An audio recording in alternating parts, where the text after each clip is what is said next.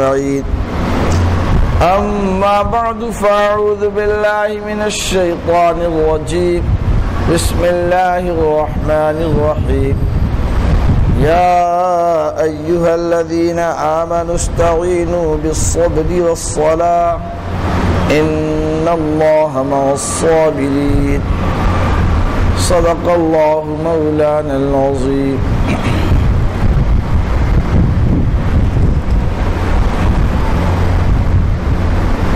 حضرات معزز سامعین، اس وقت میں نے ابھی قاری صاحب کی تلاوت کردہ آیات سے ایک آیت دہرایا ہے، اور ان کی تلاوت کی برکت سے اس آیت کی طرف کچھ عرض کرنے کا ارادہ بھی بنا۔ دعا فرمائے اللہ تعالیٰ ہم سب کو علم نافع نصیب فرمائے۔ اللہ تعالیٰ نے اس آیت مبارکہ میں اہل ایمان کو خطاب فرمایا۔ بڑا اعزاز ہے، اکرام ہے محبوب کی نسبت پر کہ امت کو خطاب فرما رہے ہیں۔ مالک حقیقی ہے، شہنشاہ ہر دو عالم ہے، بھلا وہ کب عام انسانوں سے خطاب فرماتے؟ چنانچہ علماء تفسیر لکھتے ہیں کہ اللہ نے سوائے نبی کے اور کسی سے خطاب نہیں فرمایا۔ اللہ نے یہاں خطاب فرمایا اہل ایمان سے، یہ ایمان والوں کے لیے بڑی عزت افزائی ہے۔ ہمیں تو اس ایمان کے عنوان ہی سے خطاب پر قربان ہو جانا چاہیے کہ مالک ہو کے ہمیں بلا رہا، ہمیں پکار رہا ہے۔ بھائی دنیا کے بادشاہ بھی اپنی رعایا کو پیغام دینے کے لیے وزراء مقرر کرتے ہیں۔ اس ملک کا سلیکٹڈ دماغ، بہت ہی منتخب افراد بادشاہ کے احکامات کو پہنچانے کے لیے متعین کی جاتے ہیں۔ اللہ تعالیٰ اگر نبیوں کو متعین فرمائیں اور انبیاء کے واسطے سے کلام انسانوں کو بھیجیں تو یہ کون سی تعجب کی بات ہے؟ ہاں، تعجب کی بات یہ ہے کہ وہ کلام امتی سے فرمائیں۔ اللہ نے یہاں خطاب میں یا ایھا الذین آمنوا کے ذریعے اپنے محبوب کی امت سے خطاب فرمایا۔ تفسیر معالم القرآن میں مفتی شفیع صاحب نے ابن مسعود کا قول نقل کیا ہے کہ غالباً 80 سے زیادہ جگہ اللہ نے اہل ایمان کو مخاطب فرمایا کہ یہ ایک اعزاز ہے اس امت کا، اور کسی کو یہ شرف حاصل نہیں ہوا۔ سمجھ رہے ہیں؟ لیکن مسلمان یا ایھا الذین آمنوا سن کر سوچتا ہے کہ وہ رہے ہوں گے، صحابہ گزر گئے۔ بھائی یہ بڑی بے غیرتی کی بات ہے کہ ہم اپنے کو اللہ کا مخاطب نہ سمجھیں جبکہ وہ ہمیں مخاطب بنا رہے ہیں۔ فرماتے ہیں کہ آئے ایمان لانے والوں، استعینوا بالصبر والصلاۃ، مدد حاصل کرو صبر کے ذریعے سے اور نماز کے ذریعے سے۔ یقیناً اللہ تعالیٰ صابرین کو اپنی معیت عطا فرماتا ہے۔ سمجھ رہے ہیں؟ دیکھیے دنیا میں اللہ کے قرب کا دو راستہ ہے، صبر اور شکر۔ جو احوال پیش آتے ہیں اس کو اپنی طبیعت کے موافق سمجھے، اگر تو شکر کرے ترقی کر جائے، اور جو حالات پیش آئے اگر اس کو اپنی طبیعت کے خلاف سمجھتا ہے تو چپ رہے، صبر کرے اور پھر بھی ترقی کر جائے۔ دو ہی پہیہ ہے مسلمان کو آگے بڑھانے کے لیے۔ لیکن اللہ فرماتے ہیں کہ شاکرین کو تو میں نعمت کے اضافے سے نوازتا ہوں، اور صابرین کو اپنی معیت عطا کرتا ہے۔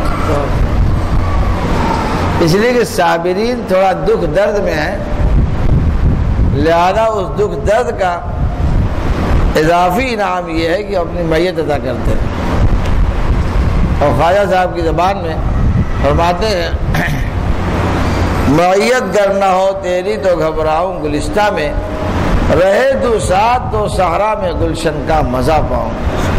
اگر جنگل میں محبوب ساتھ ہے تو وہ جنگل 5 اسٹار ہوٹل اور 7 اسٹار ہوٹل سے بڑھیا ہے، اور اگر محبوب نہ ہو تو 5 اسٹار ہوٹل اور 7 اسٹار ہوٹل بھی بیکار۔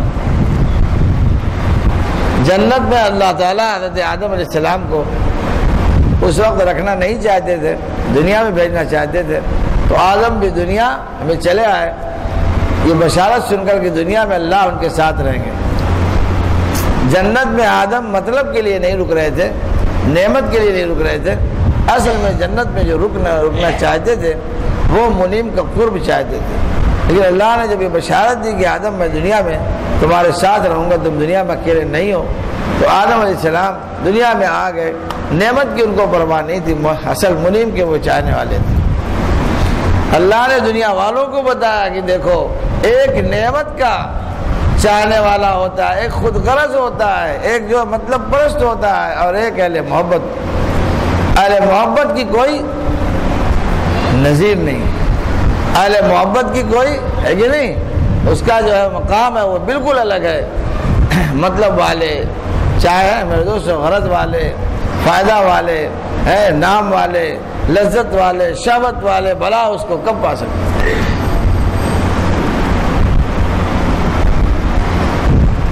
اللہ کی معیت آدم علیہ السلام کو جب دنیا میں پتہ چلا کہ وہ معکم اینما کنتم کا اعلان ہمارے لیے ہے، تو حضرت آدم علیہ السلام دنیا میں چھلانگ لگا کے آ گئے۔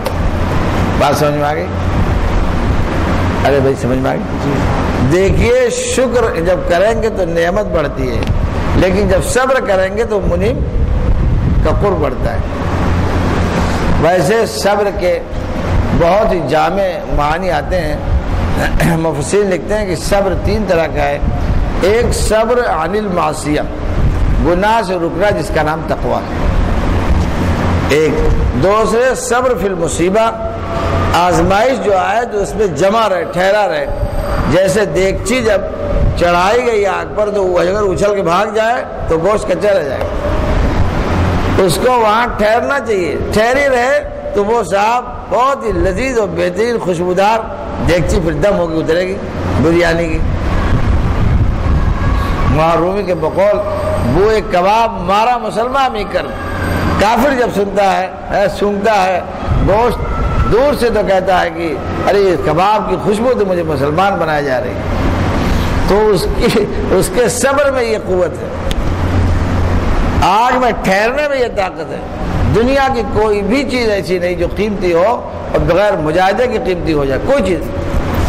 سونے پہ اتنے ہتھوڑے پڑتے ہیں، اور سونے پہ جو ہے اتنی آگ کی سوزش پڑتی ہے، اس کو گلایا جاتا ہے، اس کو بیلچا سے پہلے پتھر سے توڑ نکالا جاتا ہے، پھر بڑی مشکلات کے بعد پھر وہ آپ دیکھتے ہیں کہ وہ شو پیس بنا کے رکھا جاتا ہے۔ آپ اسی میں خوش ہیں کہ صاحب اس سے پہلے کہ ہمارا آپ نے نہیں دیکھا۔ حضرت والا ہمارے حضرت بھی فرماتے تھے، معاذ زکریا صاحب کا بھی قول دیکھا کہیں، فرماتے ہیں کہ جو لوگ بزرگوں کا آخری زمانہ دیکھتے ہیں گمراہ ہو جاتے ہیں، جو ان کا ابتدائی زمانہ دیکھتے ہیں وہ راستے پہ پہنچتے ہیں، ورنہ گمراہ ہو جاتے ہیں۔ ہمارے حضرت والا خود ایک مرتبہ سنا رہے تھے، حضرت والا شاردوئی، کہ آج لوگ میری گاڑیاں دیکھتے ہیں، میں تو 4 میل پیدل گیا ہوں، اور 8-9 میل میں سائیکل چلا کے جاتا تھا وعظ و تقریر کرنے کے لیے، اور کبھی تو کسی کو بیٹھا کے بھی لے گیا۔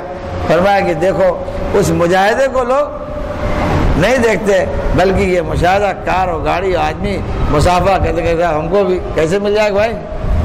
جب ابتدا نہیں کرو گے کسی کام کی، انتہا کیسے نصیب ہوگی؟ ہر چیز کی جو انتہا ہے، انتہا تو اچھی لگتی ہے، لیکن اس کا ابتدا مجاہدے والا ہوتا ہے، وہ آدمی کو اس مجاہدے کے لیے تیار نہیں، تو کیسے ہوگا؟ کام چلے گا؟ نہیں چلے گا۔ اللہ تعالیٰ نے اس لیے بتا دیا، اے انسانوں تمہیں کبھی مصیبت میں صبر کرنا، بھاگنا نہیں ہے، تو پھر اس وقت اس مصیبت پر تمہیں اصابت کا درجہ ملے گا، تم درست ہو جاؤ گے۔ جیسے ٹیڑھا لوہا مار کے گرم کر کے جو سیدھا کر دیا جاتا ہے، ایسی تمہارے نفس کا ٹیڑھا پن وہ سیدھا ہو جائے گا۔ اور اگر تم بھاگ گئے وہاں سے تو بھگیڑو غلام کسی کام کا نہیں، ٹھیک ہے۔ اور تیسرا درجہ صبر کا آتا ہے کہ ایک تو کیا ہے صبر عن المعصیہ، گناہ سے رکنا، دو سے صبر فی المصیبہ، ہے کہ نہیں، مصیبت میں جو ہے آدمی جمع رہے، ہے کہ نہیں، تیسرے صبر علی الطاعات، اچھے کاموں پہ ٹھہرا رہے، اور مصیبت میں انسان واویلا نہ کرے، جزا فضا نہ کرے۔ ان تینوں الفاظ کے لیے لفظ صبر آتا ہے، لہذا ان اللہ مع الصابرین میں ان تینوں افراد کو اللہ کی معیت ملے گی، گناہ سے بچنے والے، ہے کہ نہیں، مصیبت میں جزا فضا نہ کرنے والے، اور تیسرے جو ہے اچھے کاموں پر جمنے والے۔ ان تین آدمی کو ہے جب یہ تین صفت پیدا ہوگی تب اللہ کی معیت ملے گی، اور جب اللہ کی معیت مل جائے گی تو سارا کام ختم ہو گیا پورا۔ اللہ نے کیا فرمایا؟ واصبر وما صبرك الا بالله ولا تحزن عليهم ولا تك في ضيق مما يمكرون ان الله مع الذين اتقوا والذين هم محسنون۔ فرمایا واصبر، اے نبی صبر کیجئے، اور فرمایا وما صبرك الا بالله، آپ کا صبر کوئی ہے کہ نہیں، کوئی مجبوری نہیں ہے۔ جیسے شہزادہ اٹھک بیٹھک کر رہا ہو، بہترین پہلوان بننا چاہتا ہے، اب لوگ سوچے کہ صاحب اٹھ بیٹھ رہا، پیر میں درد ہے کیا ہے، پیٹ میں تکلیف ہے کیا، تو بتایا نہیں تکلیف نہیں ہے، یہ ورزش کر رہا ہے بھائی، ایک وقت آئے گا اس ورزش کی برکت سے ہے کہ نہیں، وہ انسان کے بجائے وہ گینڈا سے لڑنے لگے گا۔ نہیں، ارے سنا آپ نے، پہلوان جب ورزش کرتا ہے تو انسانوں کو تو پچھاڑتا ہے، بڑے بڑے پھر جانوروں کو بھی ہے اپنے مقابلے کے لیے جو بلا لیتا ہے۔ شاید پرانے لوگ جانتے ہوں، جب گاوا پہلوان ورزش کر کے بالکل تیار ہوا تو اس نے پوری دنیا میں اعلان کیا کہ مجھ سے جو چاہے مشرق مغرب میں لڑ لے، سب فیل ہو گئے، کوئی نہیں آیا۔ اس نے کہا کہ کوئی جانور وہ بھی لڑ سکتا ہے، زہریلا جانور چھوڑ کر کوئی جانور۔ تو اس وقت بادشاہ نے جو ہے انتظام کیا، گینڈا بہت خونخوار بہت ہی زوردار گینڈا تھا، تو پوچھا کہ گینڈا سے لڑو گے؟ اس نے کہا ہاں، کوئی عرض نہیں، چھوڑو اس کو۔ اور جب گینڈا چھوڑا گیا تو کتنا تھا، اس کی طاقت کا اندازہ آپ کو معلوم ہے۔ چنانچہ جب وہ آیا ہے آخری وقت تک انہوں نے پوچھا کہ کہو تو چھوڑے نہیں، آیا تو اس نے اس کی وہ پکڑ لیا، جو ناک پہ جو ہے کہ نہیں سینگ ہوتی ہے، اس کو پکڑا، اور جب پکڑ لیا تو گینڈا نہ آگے نہ پیچھے، وہ ایسے ہی کرتا رہا، ٹھیک ہے۔ آدھے گھنٹے کے بعد گینڈا کا دم ٹوٹ گیا، آدھا گھنٹے کے بعد گینڈے کا دم ٹوٹ گیا، پھر اس نے جو اچھل کے مارا اس کو ایک پیر سے تو اگلا پیر چھٹک گیا، ٹوٹ گیا، اور گینڈا گرا تو تالی بج گئی۔ تو کیا سمجھا؟ اللہ تعالیٰ نے اس کے اندر کتنی طاقت رکھی انسان میں، اس انسان کو اندازہ نہیں ہے۔ گاما پہلوان نے کہا تھا کہ ٹرین کو میں پکڑتا ہوں، اگر ہل جائے تو گولی مار دینا۔ ٹرین جو ہے انجن گھن گھن گھن کر کے رہ گیا، ختم ہو گیا۔ اس کا واقعہ کوئی سنا رہا تھا کہ اونٹ گر گیا کنویں میں، سارے محلے کے لوگ پریشان تھے، اسے پوچھا کہ بھائی کیا ہے، لوگوں نے کہا کہ صاحب یہ اونٹ کا ہے، اونٹ ایک چوہا ہے۔ اس نے کہا کہ نہیں صاحب یہ اونٹ گرا ہے، اسے دم پکڑا، اس کو پھینکا اٹھا کر، چوہا ایک طرف باہر چلا گیا۔ ارے سمجھے آپ؟ سمجھے کہ نہیں؟ نہیں سمجھے؟ ارے سمجھ گئے؟ اس انسان میں اتنی طاقت جسمانی اللہ نے رکھی ہے، جب اس پہ ورزش کرتا ہے، صبر کرتا ہے، اپنے آپ کو اس پہ جو ہے اس کے اپنی ریاضت کے اوپر کھڑا کرتا ہے، تو ایک انسان 100 کے نہیں، 1000 کے نہیں، 1 لاکھ کے نہیں ہے کہ لاکھوں لاکھ کے اوپر ایک انسان بھاری ہوتا ہے۔ اسی لیے مولانا یعقوب صاحب نے فرمایا تھا، ایک انسان دوسرے انسان کا نوع نہیں ہے، دوسرے انسان میں جنس کا فرق ہے، اس لیے ایک انسان ہزاروں نہیں لاکھوں پہ بھاری ہو سکتا ہے، اور جانوروں کے افراد میں اتنا تفاوت نہیں ہوتا۔ تو شاید آپ کی سمجھ میں نہ آئے، اگر نہ سمجھ میں آئے تو آپ نے ارشاد فرمایا رسول اللہ صلی اللہ علیہ وسلم نے کہ میرے ابو بکر کو اگر ایک ترازو کے پلڑے میں رکھا جائے تو سارے کے سارے مسلمان اور سارے کے سارے اولیاء اور صحابہ اور سارے نبیوں کے صحابہ اور سارے انسانوں کے ہیں ایمان والے میرے ابو بکر کا وزن پورا نہیں کر سکتے۔ ارے بھائی کہنے کو کتنے تھے؟ ایک تھے، وہ سارے صحابہ پہ بھاری تھے، ایک تھے 3 لاکھ صحابہ پہ ابو بکر اکیلے بھاری تھے. کائے سے بھاری تھے بھائی؟ وہ صحبت رسول اللہ کی ابو بکر کو جو نصیب ہوئی تھی وہ کسی کو نصیب نہیں ہوئی. اسے لکھا ہے ابو بکر کا کمال ان کی عبادت سے نہیں تھا، ان کے مجاہدے سے نہیں تھا، ان کے مال کے خرچ سے نہیں تھا، اور ان کی شجاعت سے نہیں تھا. بہت سارے لوگ اپنے اپنے لائنوں میں امام تھے، لیکن ابو بکر کا مقام سب سے بڑا ہوا تھا، وہ کسی کو نصیب نہیں ہوا. عمر کو رسول اللہ صلی اللہ علیہ وسلم فرمایا کہ عمر تم میرے ابو بکر کے آدھے درجے کو پہنچے ہو. کتنے؟ آدھے درجے، کمر تک. بس کہاں تک بھائی؟ کہاں تک پہنچے تھے؟ بس کمر تک. کمر کے بعد ان کا کمرہ ختم. حضرت عائشہ رضی اللہ تعالیٰ عنہ ایک بار لیٹی ہوئی تھی، رسول اللہ سے پوچھا یا رسول اللہ یہ سارے ستارے آسمان پر جو پھیلے ہوئے ہیں بھلا قیامت میں کوئی ایسا بھی ہوگا جس کی نیکیاں کیا ستاروں کی طرح ہوں گی؟ آپ نے فرمایا ہاں عمر کی نیکیاں مثل ستاروں کے قیامت میں پیش ہوں گی. انہوں نے کہا یا رسول اللہ آئین ابھی، میرا باپ کہاں گیا؟ فرمایا تم اپنے باپ کی کیا کہتے ہیں؟ اگر پوری زندگی کی نیکیوں میں ایک دن کی نیکی، ایک دن اور ایک رات کی نیکی اگر ابو بکر عمر کو دے دے تو عمر نفع میں ہو جائے. سمجھ گئے؟ اس لیے یاد رکھیے گا اہل اللہ کی صحبت اور معیت میں وہ طاقت ہے کہ دنیا کے سارے اعمال میں وہ طاقت نہیں ہے. نہیں ہے بھائی. جب پورا قرآن اتر گیا تو رسول اللہ کی جو صحبت میں آئے تھے وہ کیا ہو گئے؟ وہ سابقین اولین میں شمار نہیں ہوئے. جو ابھی اقرا بسم ربک نازل ہوئی اور جو ایمان لایا اسی وقت سے رسول کے پاس جو آ گیا وہ سابقین اولین میں شمار ہوا. حالانکہ قرآن تو ابھی ناقص تھا لیکن رسول اللہ کی صحبت ان کو سب سے زیادہ ملی تھی. اسی قرآن ابھی تو چند آیت اترا تھا لیکن پورا قرآن جب اترا اور جلدوں میں آ گیا اور جو ہے خوبصورت ریلوں پہ رکھا جانے لگا، مخمل سے سجایا گیا، سونے سے لکھا گیا، اس کے پڑھنے والے اٹھانے والے وہ پتے پہ لکھنے والی پہلی آیت کے پڑھنے والے کے درجے کو نہیں پہنچ سکتے. اللہ نے ان کو والسابقون الاولون فرمایا اور ان کو والتابعون فرمایا. دادا جان ہی فرماتے تھے دیکھو رسول کی صحبت زیادہ ملی تو ان کا درجہ بڑھ گیا. حالانکہ قرآن بعد میں پورا ہوا، قرآن بعد میں کامل جن کو ملا وہ اس درجے کو نہیں پہنچ سکتے. یہی حال ہے. اعمال آج بہت سے لوگ زیادہ کرنے والے ہیں لیکن یاد رکھیے عمل سے کسی انسان کا کام چلنے والا نہیں ہے. عمل منافقین بھی کرتے تھے بھائی اور عمل مخلصین بھی کرتے تھے. وہی نماز ابو بکر پڑھتے تھے وہی ابی بن سلول بھی پڑھتا تھا. فرق تھا کچھ؟ اگر عمل میں بالذات تاثیر ہوتی تو دونوں کو ایک قیمت بنا دیتا وہ. یہی وجہ ہے بخاری کی روایت میں صاحب رسول اللہ نے فرمایا کہ کسی کی بھی نجات اس کے عمل سے نہیں ہوگی.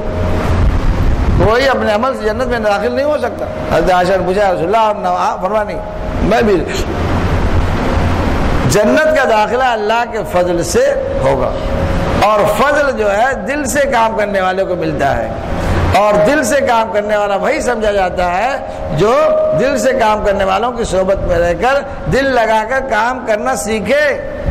اور ہم تو بیٹھنا نہیں چاہتے. اللہ تعالیٰ کو رکوع سجدہ گنوا کے جنت دینا چاہتے ہو بھائی. تم دل سے عبادت کرنے والوں کے بعد بیٹھنا نہیں چاہتے تو تم دل سے بات کرنا کیسے سیکھو گے؟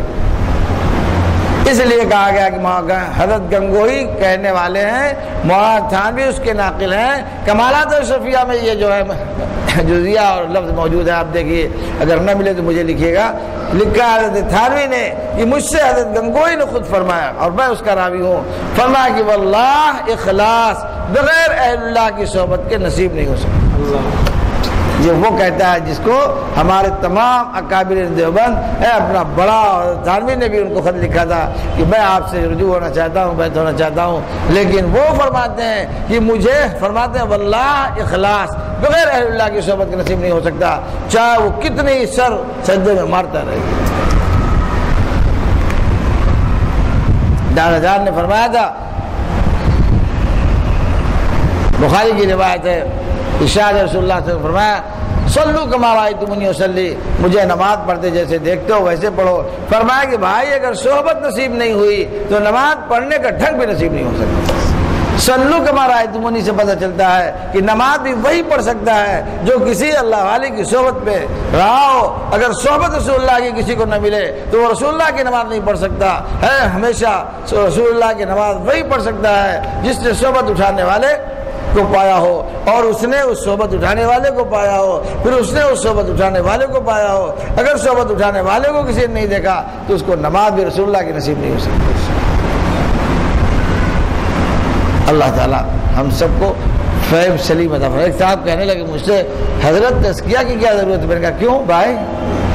کہنے لگے کہ ہم ایسے اعمال کرتے ہیں کہ خود ہی نفس مر جاتا ہے۔ میں نے کہا نفس کو چوہے گولی کھا کے مارنا نہیں ہے بھائی، تو چوہا گولی کھلا کے نفس کو مروا دو، اللہ کے یہاں قتل کے گناہ میں پکڑے جاؤ گے۔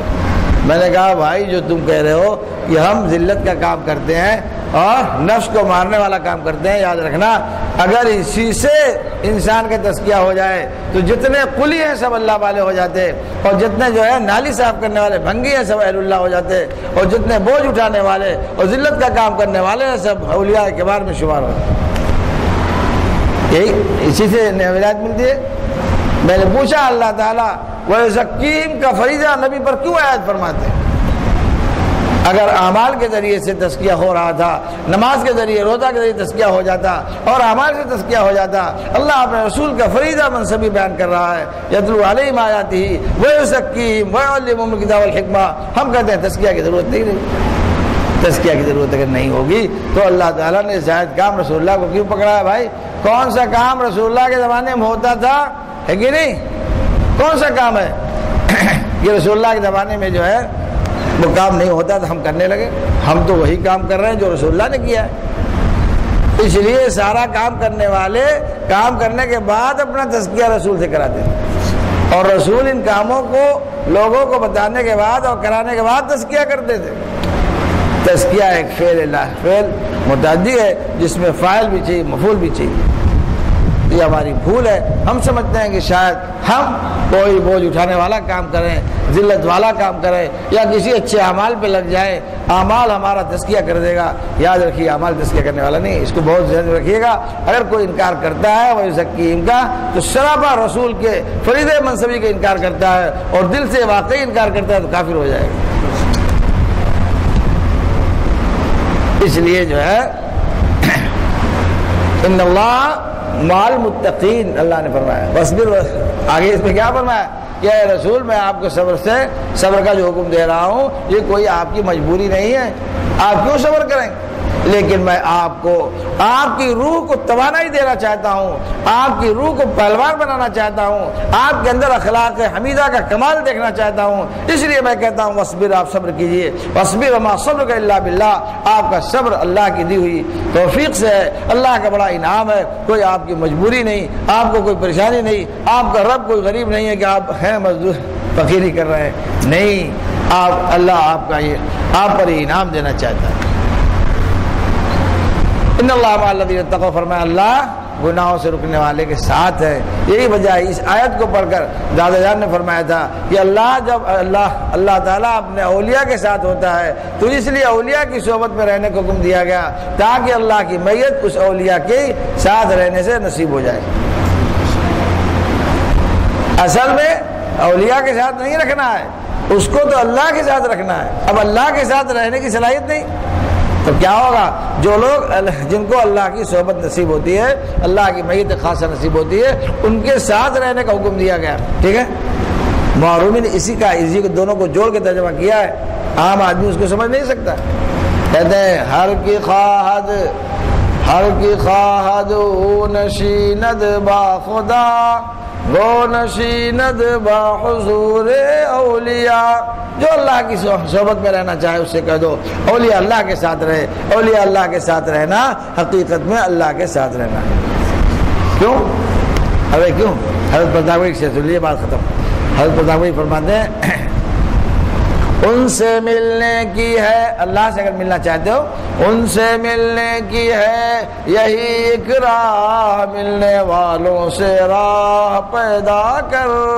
جو ان سے ملتا ہے ان سے تعلق جب تک نہیں پیدا کرو گے اللہ تک ملنے کا اور پہنچنے کا کوئی راستہ نہیں. اسی کو دوسری جگہ فرماتے ہیں قریب جلتے ہوئے دل کو، قریب جلتے ہوئے دل کے اپنا دل رکھ دے، یہ آگ لگتی نہیں ہے لگائی جاتی ہے. اللہ کی محبت کی آگے لگانی پڑتی ہے. اور جو چراغ جل رہا ہے اس کے پاس جاؤ، اور اس کے بعد جب تم جاؤ گے تو اس کے جلتے ہوئے چراغ سے جب قربت نصیب ہوگی تو تمہارا بھی چراغ جل جائے گا، اور جب چراغ پہ چراغ جلتا رہے گا سارے اندھیرے دور ہو جائے گا. یقیناً ہم ہر کام سے اللہ تعالیٰ کا تعلق چاہتے ہیں. اگر اللہ کا تعلق کسی کام سے نصیب نہیں ہوتا یقیناً وہ کام فضول ہے، بیکار.